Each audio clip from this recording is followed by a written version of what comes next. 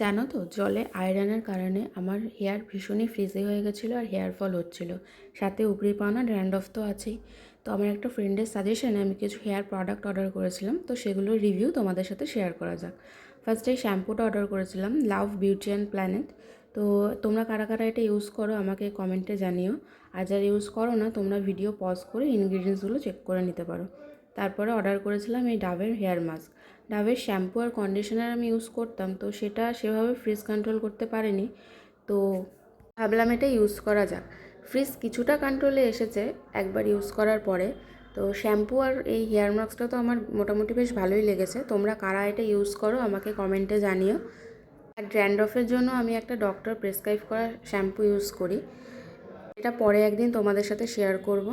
আর একটা অর্ডার করেছিলাম এই লিপ বাম, দেখো এটা আমি 12 মাসই ইউজ করি, আমার তো বেশ ভালো লাগে। তো আজকের মতো টাটা।